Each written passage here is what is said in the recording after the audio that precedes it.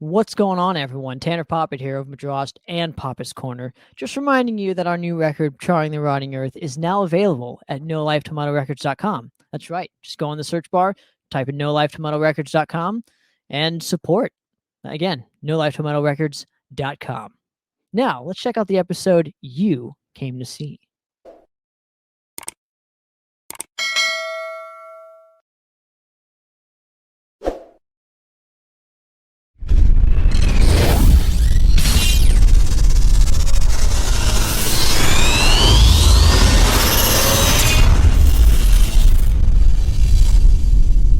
What's going on, everyone? Welcome to another episode of Poppitt's Corner. And yes, of course, we got to bring back on the one of the alumni of Poppitt's Corner here. The great Matt Harvey is joining me today. Matt, how you doing, man? Thanks so much for coming on and hanging. I'm doing really well, man. Thank you for having me back. It's very kind of you to let me come back once again.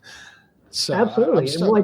I told you every time you make a new release, you're coming back on the show, you know. Okay. So there you go, right? All right. Well, we'll be talking a lot then. Absolutely. I'm looking forward to it, my friend. So yeah, but this is a very kind of special episode because it's not really one of the norm that I would see, not particularly you doing, but you know, a lot of us extreme metal kind of musicians doing, and that is we're going to be obviously, you know, so we're promoting the last Son of Krypton release that I pull it up right here so people can check out the album artwork. Now I'm just kind of curious because I know we one of the interviews that we had done, I'd asked the question where it was, you know, if there was one other kind of musical style you always wanted to do, and I remember you mentioning the movie soundtrack thing, and and now that it's, you know, one of them is out now, how are you feeling about it in particular compared to, say, an extreme metal release that you're so kind of like used to making?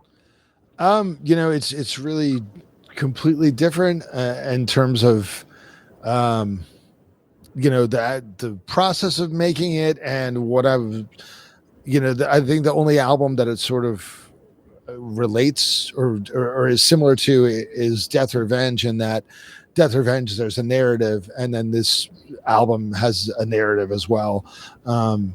So it's really it's very, very different. I mean, obviously it's still music and I'm still trying to communicate something via sound, but aside from that, really it's, you know, completely separate. And it's one of those things that in the act of releasing it and creating it and everything, you know, I kind of realized that there may be very, very little overlap with anything that I've ever done before and this album. And, you know, so that kind of, I don't know, it felt like a risk, but that was also kind of exciting, you know?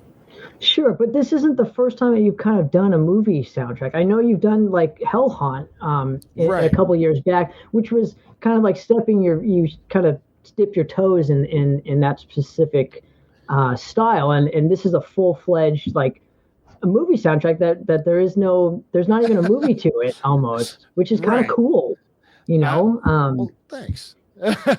I mean, yeah, that's basically what it is. It's basically it's a soundtrack to a film that doesn't exist, because when working on these kinds of pieces, you know, I had a couple things here and there, and I just sort of realized that if I was going to make something cohesive, that I had to have some sort of narrative to hang the music around, or else it's just going to be like a bunch of stuff.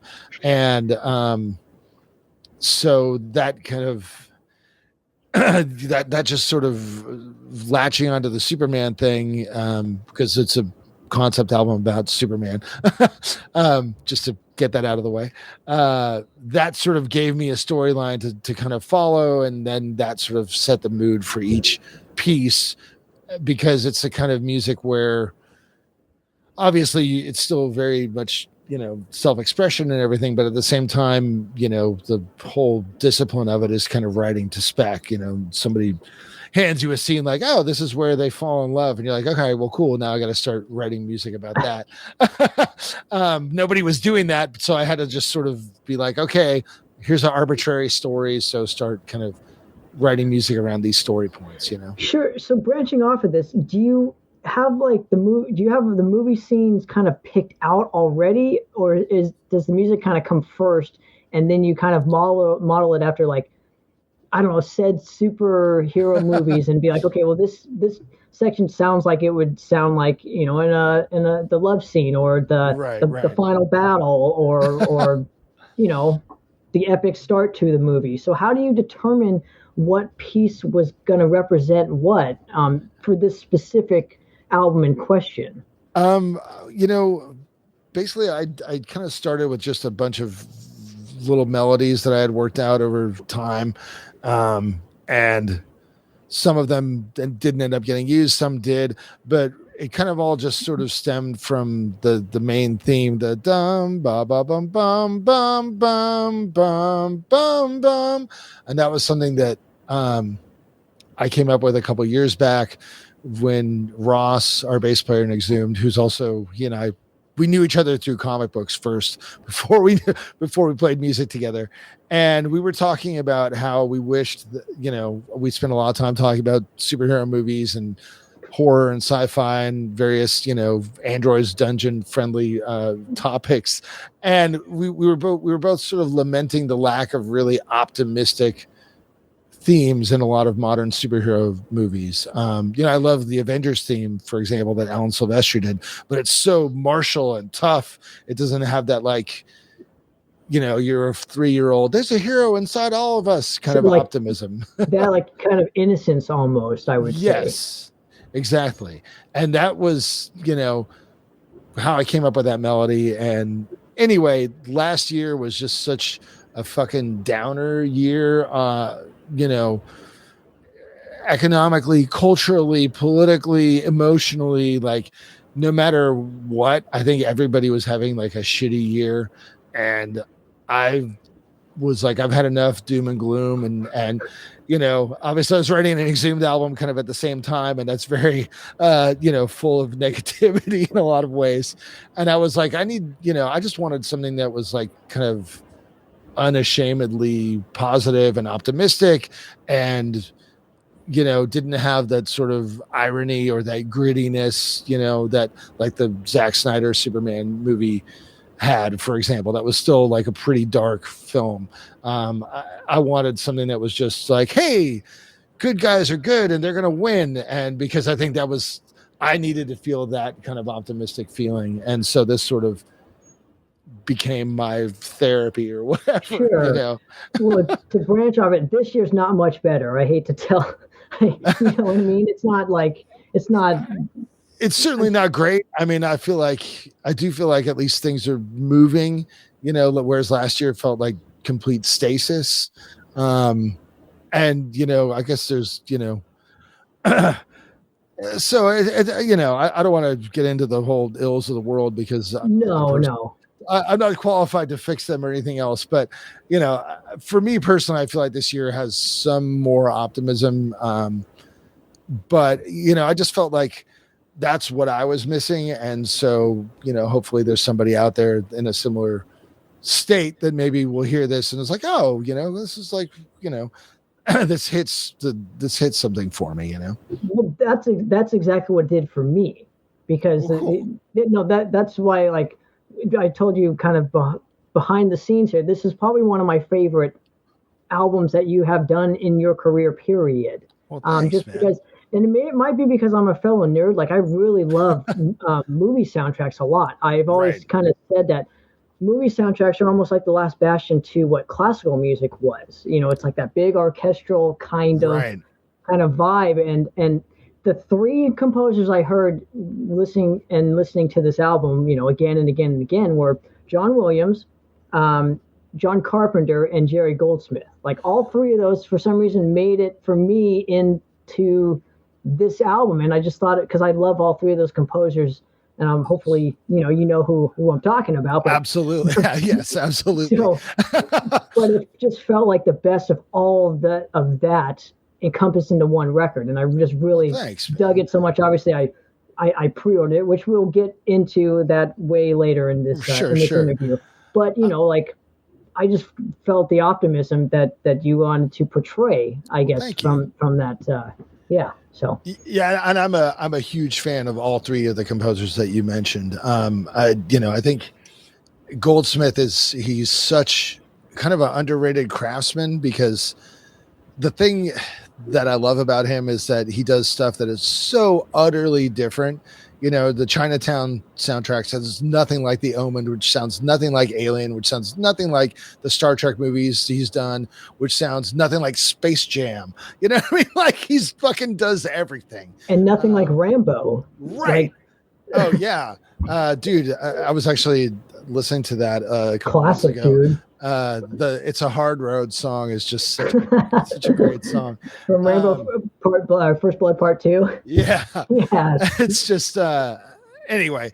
And I think John Williams might be sort of the most skilled composer really of our lifetime. But he kind of, I feel like Goldsmith is neat because he's able to submerge his personality almost completely within the narrative of the film.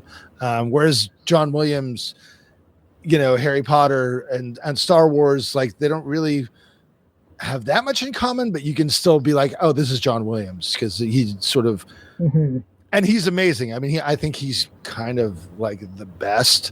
I don't know if he's my favorite, but he's done some of my favorite movies. And certainly growing up, film music is some of the first music that I remember. And John Williams with Star Wars and Empire Strikes Back and Superman and Superman 2 is a huge part of that, Absolutely.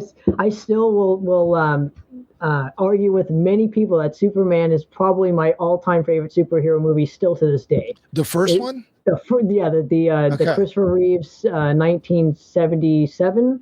It's either 77 or I think that's right. I like Superman 2 even better, but they're both amazing. Well, I just think Richard Donner's his vision, I just felt was so like innocent or whatever in the first one. So that's what I kind of gravitated towards, was because I didn't see Christopher Reeves playing Superman. I saw fucking Superman. You just saw Superman, right?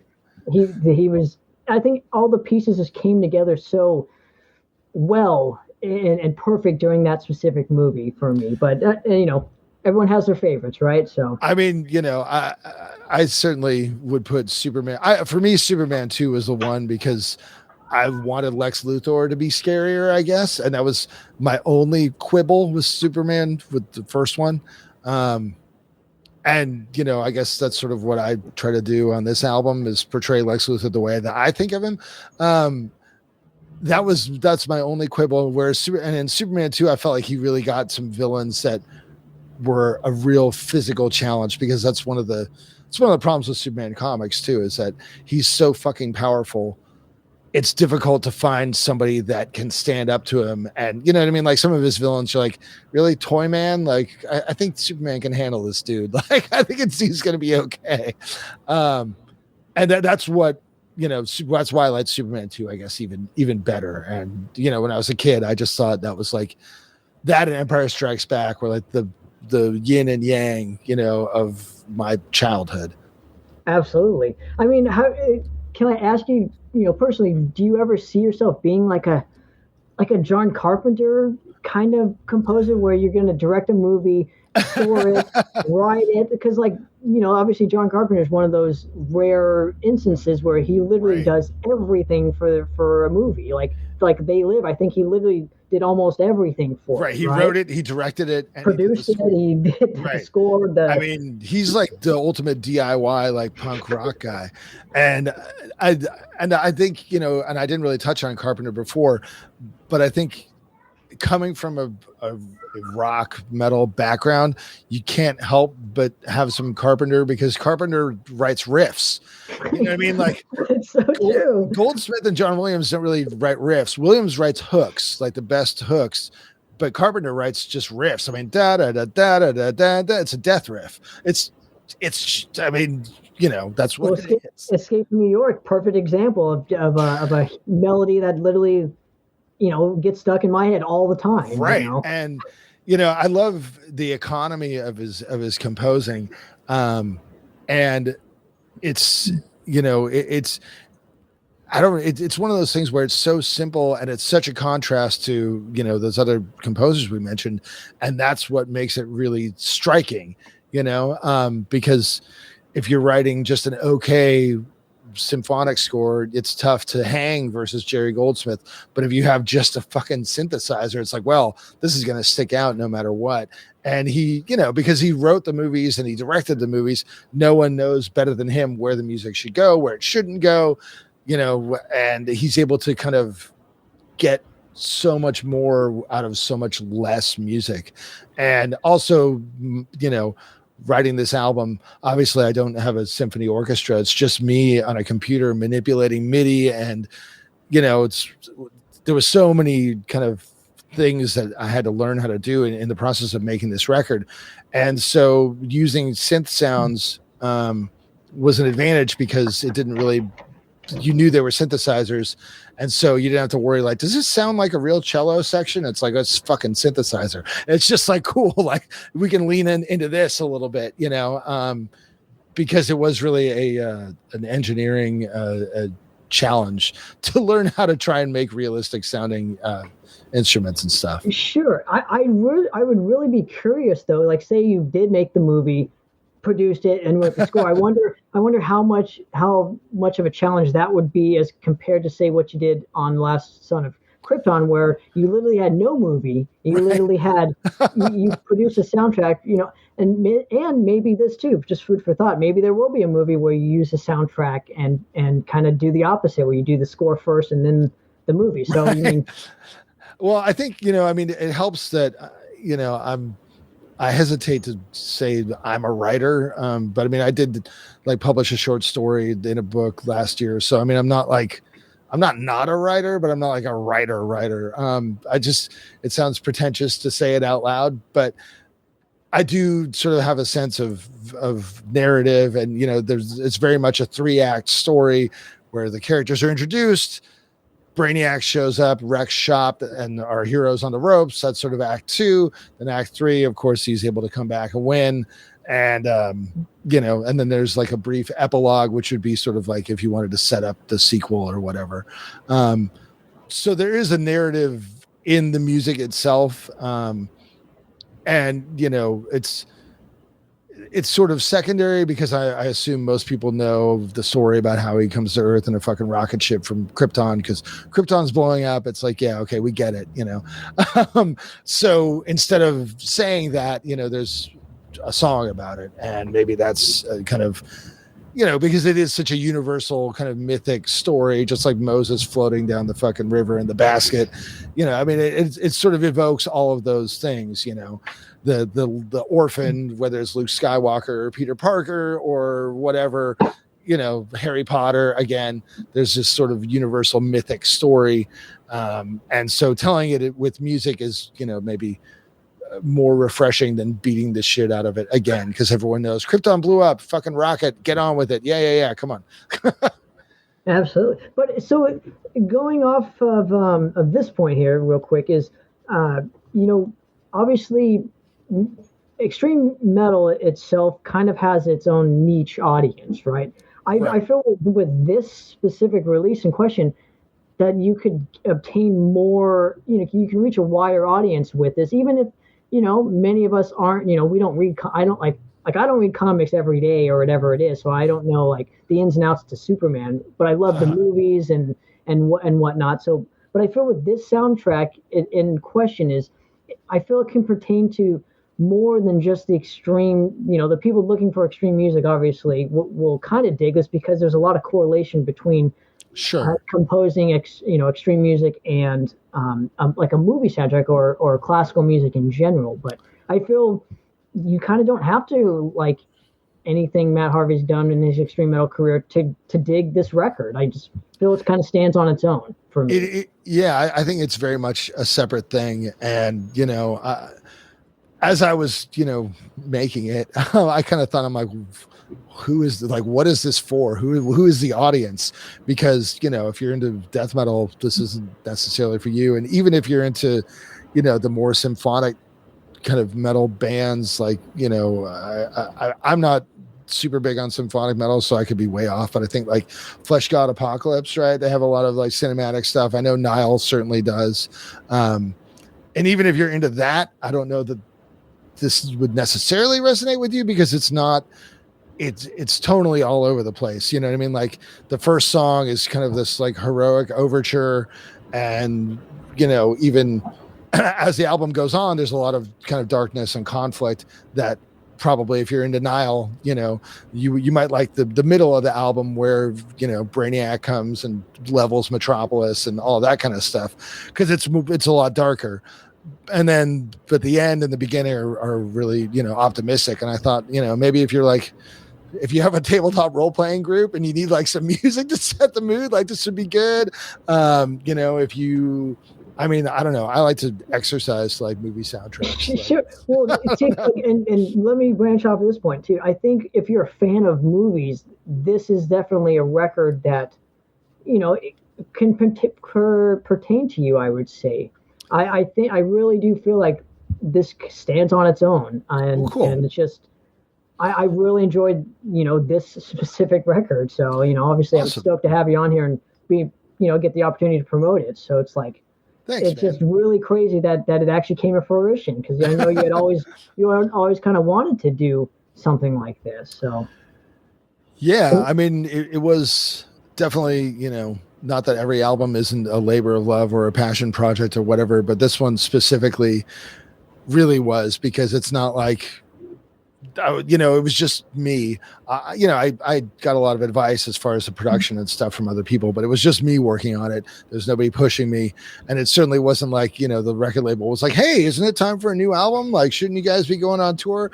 It was just like, well, this is something that's really just for me, and hopefully, like I said, hopefully it resonates with people, and it's also the kind of thing I was thinking, if you're into sci-fi and adventure movies and film, one of the things that a buddy of mine said, he's like, yeah, just take like fat bong rips and listen to it, and like the movie just happens in my mind and I'm stoked. And I was like, well, and it's a perfect driving record too. It's literally, you can put in your car and just take the drive, and right. It's that good, as well. Now, for you personally, let me ask you this. Would this soundtrack be better suited with Christopher Reeves playing Superman era? Because it kind of has, like, the beginning track kind of has that John Williams kind of feel to it. Or would it be Man of Steel kind of era Superman? Like, what would you pick if you kind of had to decide this soundtrack's going to be, Superman's going to be played by so-and-so? I would always pick Christopher Reeve simply because that's who I grew up with. And I really think that, like, despite my complaints about Lex Luthor, I think Richard Donner captured the essence of the character. I think Henry Cavill looks awesome as Superman. And I feel for myself, I don't think that the faults I find with the movies he's in have nothing to do with him. I think he's perfectly fine and could probably really give me what I wanted as a fan. However, Zack Snyder's vision is totally different than how I perceive Superman, and that's fine. It doesn't mean it's bad. It's just not what I would do. And honestly, I love the Man of Steel score by Hans Zimmer. I think is a fucking fantastic score. Absolutely. To me, it doesn't feel like Superman, but the way it does feel like that movie. And I think so. I'm not trying to, put myself up there and be like, I know better than Warner. It's like, whatever. This is just, for me as a fan, like I said, last year was discouraging. So I needed something that made me feel optimistic. And for me, that's what Superman is. So that's why I made the record about it. Absolutely. Now, I do have like a little tidbit, because technically this is the first solo album from Matt Harvey, but I kind of wanted to touch upon the Hell Haunt release and whatnot, and just where was your head at during that time compared to, say, nowadays with wanting to write a full-length record this time? Well, I did Hell Haunt working with a Canadian director, and basically I just sort of worked up themes for each character and then kind of combined two themes into the main theme. And that's kind of how the story worked. But it's a very short film. It's like a 15-minute film. And, I didn't really necessarily write to picture. I just wrote the themes, and then the sound designer interspersed them as they felt fit and made their own decisions, really. I think the main, so much has changed because that was a few years back. That was like maybe 3 or 4 years ago, I guess. 2017. Okay, 4 years ago, yeah. So for me, so much has really changed since then because, that was kind of after I arranged some of the stuff for the Death Revenge album, and then my buddy Matt Widener, who used to play bass for Exhumed, he played in Krypton and County Medical Examiners and stuff. He kind of came in and produced the tracks and then helped me with some of the arrangements and stuff. And since then, I mean, I think of kind of what I knew and what my approach was back then. And it's kind of like, listening to your first demo like 4 years later, and you're like, fuck, I had no idea. And, really with this kind of music, even more so than, music in general, but even more so than metal it is really limitless, the only real kind of constraint is just evoking whatever the narrative is supposed to be. So if that's done by recording, banging spoons on a counter, then that's what works. If it's done using a string quartet, that's what works. If it's done using a synthesizer or whatever, there's no real limits there. So, just to kind of get the scope of the toolkit that you have access to is really mind-blowing, coming from metal, where it's like, well, you got 2 guitars, a drum kit, bass, couple vocals, then maybe some leads and some melodies and stuff, and just trying to learn what the fucking sections of the orchestra are, what they do, what every instrument sounds like, and then how to produce it, how to simulate it, how to mix it. I mean, it was like, really, this album took so long to create, and because it's very interdisciplinary, and I'm still, I have lots and lots to learn, and I'm continuing to learn. So I mean, my mindset is almost utterly different. And I also realize that now, if you're writing for a movie that's 15 minutes long, you don't actually need leitmotifs for any of the characters, because chances are there's not very many characters, and so you're going to just end up using the same music in every scene, and that's just a clusterfuck. And luckily, the sound designer knew better than I did and just used the themes in a totally different way, Sure. So, yeah, I mean, it's just been a huge journey since then, as on all fronts.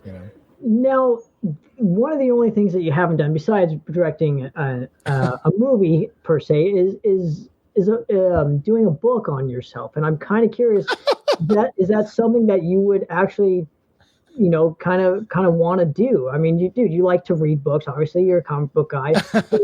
Would that be something that you would kind of consider doing? Is like an autobiography of yourself?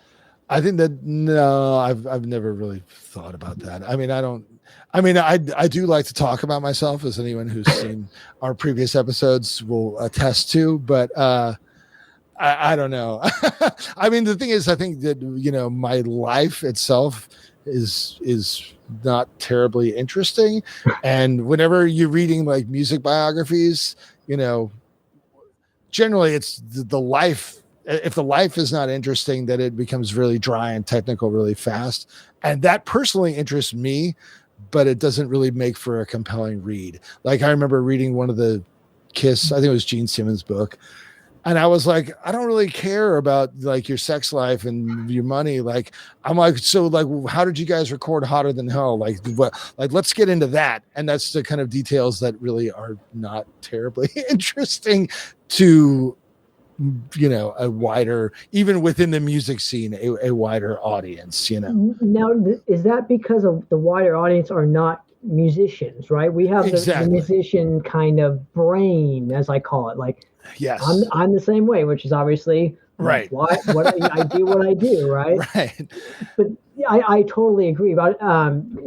But like the movie soundtrack, obviously you did it for you. But I'm just saying the book could be like that too, where it's like you do it for you, right? You have something that's going to outlive you and kind of document your life. So that's why I was just asking the question. I appreciate it, but yeah, no, as a person, I'm not terribly interesting. I mean, hopefully the work that I do is I mean, to me, that's kind of like, that's what's interesting. And I guess sort of my story or whatever, my own journey is in the records as well.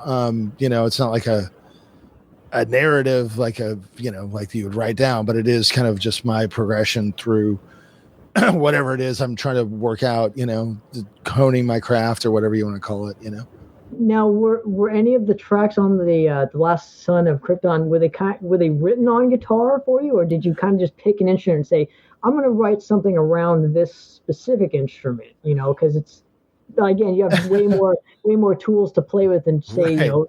Guitar, bass, drums, and vocals. So it's like, and obviously there's a correlation between, like we said earlier, extreme metal and classical and whatnot. There's a lot of layers and whatnot. So I was just curious. Well, it's in terms of the composition style, it's really been a long process where when Exhumed started back up again in 2011, and we were kind of looking at playing live and so on and so forth. Obviously we've had a lot of different members, we're like the fucking grindcore Deep Purple or whatever. So I realized that, even when we were starting back up, if we were going to continue, that Leon and Danny weren't going to keep playing with us and so on. And so I was like, what I should do is I should start transcribing everything so that when somebody comes into the band, I'm able to say, these are the songs to learn. Here's the tablature, learn it. And then obviously come to me with whatever questions. And so once I kind of embarked on that process, it was a big learning curve really for like the first couple of years, just in terms of getting comfortable knowing what note values are and stuff. Cause I never took lessons or any of that shit. I had to, so as time went on and I kept transcribing and every album we would write, I would transcribe, obviously I got a lot more proficient at it, but I also started thinking in terms of composition that was not necessarily tied to the instrument. I could just sit down and be like, I have this riff in my head and I could just write it down and be like, all right, well, cool. That was pretty close to what I was thinking.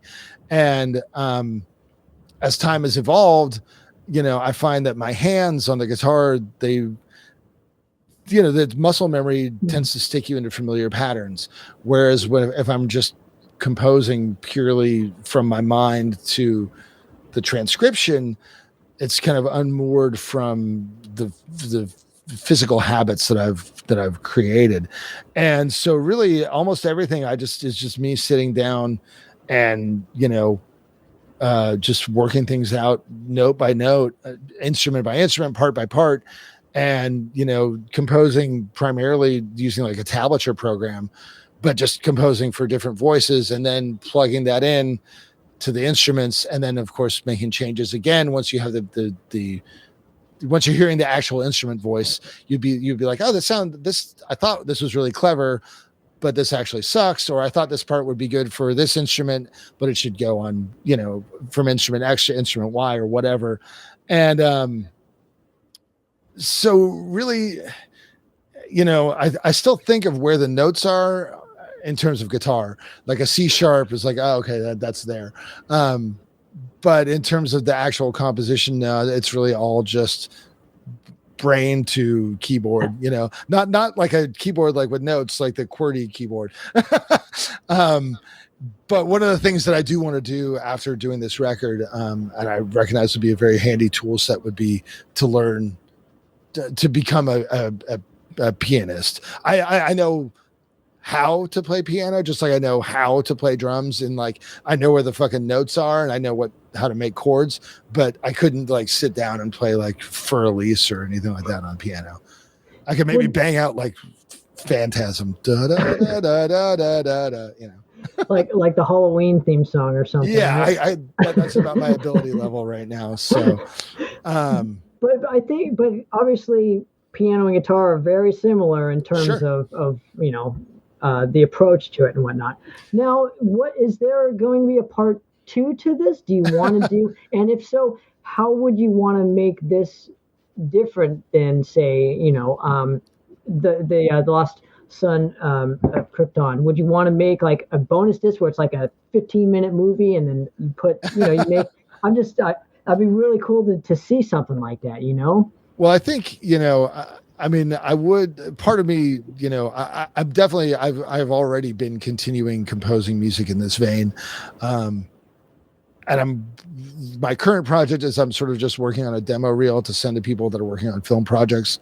Like there's a Western theme, there's a sci-fi theme, there's an adventure theme, there's a like a period piece type theme, like, a Downton Abbey kind of like string quartet, like Victorian thing. There's like a Tim Burton-y kind of whimsical theme, a horror theme, etc. But if I was to continue this story, the epilogue piece that, I mean, I guess the easiest way to explain it is just I'll try and do this quickly. But basically the storyline is this: the rocket ship lands in Smallville, the Kents take the baby away. In this sort of iteration, my concept is that Lex Luthor also comes and retrieves part of the wreckage of the ship and takes it back to Metropolis. Obviously he's like 20 years older than Superman, at least at this point. And Superman grows up in Smallville, all that small town Americana shit. He moves to Metropolis to become an investigative reporter. Meanwhile, Lex Luthor is tinkering with the Kryptonian technology he's been trying to work on for 20 years. He finally sort of, turns it on, which brings Brainiac to Earth because Brainiac is responsible for the destruction of Krypton. Brainiac shows up. Superman has to be like, well, I guess this is the time. I wasn't sure if I should become a hero, but clearly I'm the only one that can maybe stop this. He fights Brainiac. Brainiac kicks his ass, essentially. Lex Luthor says, I was kind of holding this close to my vest, but I also don't want Metropolis or the Earth to get destroyed. But there's more Kryptonian shit in Antarctica or where, so you need to go there and probably figure this out. So he gets Superman to the Fortress of Solitude, where he gets healed up, and he learns that the missing piece of technology to help him defeat Brainiac is actually something that Luthor has in Metropolis. He goes back to Metropolis and he's like, yo, and Luthor's like, I'll give this to you, but you can't tell anybody that this is technically my fault. Like, I'll help you fix this, but you got to do something for me. And Superman's like, I have no choice. The city's at stake, blah, blah, blah. So he defeats Brainiac. He goes home a hero. And of course, the ironic twist is that now Lex Luthor is also a hero as Superman's buddy. And in the end, the sort of post-credit scene or whatever is that Brainiac's damaged ship is floating off into space, where it comes across, the old floating mirror with the Phantom Zone inmates. And that's like awesome. That's the end. And you're like, oh, fuck. So I guess part 2 would be sort of, Lex Luthor's ascent to even further power in ways that Superman is not equipped to combat because he's, a rich businessman. Superman can't go shut down his fucking business. So he's sort of dealing with that complex earthly kind of evil while Brainiac unleashes the, General Zod and his crew that have been in the Phantom Zone. They come to Earth and wreak even more havoc. And, that's kind of what my idea for a part 2 would be. So you have this sort of complicated real life level.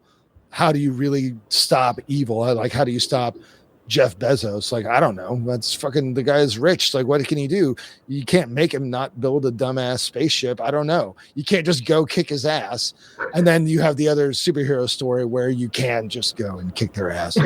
That's kind of nice, I would like to see that movie. There you go. Right. So man, I want to thank you again for giving me a few minutes of your time and helping me promote this record. Cause like I said, it's one of my now favorite things that you've done. I look forward to getting the CD in the mail, but where can people find this? If they want either the physical media or the digital. Digitally, you can stream it at all the usual suspects: Spotify, Apple Music, Amazon Music. Pick your sort of corporate vampire of choice, and you're probably already giving them your money, so you can go there. It's also on the Relapse YouTube channel, and it's on my YouTube channel. Well, technically, It's not at the time of this taping, but literally after we get done, that's the next thing on my to-do list. So it will be on my YouTube channel. And you can find the CD at the darkercorners.bigcartel.com web store that has all Exhumed stuff, gruesome stuff, Pounder stuff, and this CD. And you can also check out my website, which is mattharveymustbedestroyed.com, that has all of the same info and more info about the making of the album and all that good stuff. Absolutely. Well, Matt, thank you very much again for coming on and hanging with me. I really always appreciate your company and promoting what you got, man. It means a lot. So I appreciate your support, man. It's always an absolute pleasure. Absolutely. Well, another episode of Poppitt's Corner, guys. We're out. Cheers. Cheers.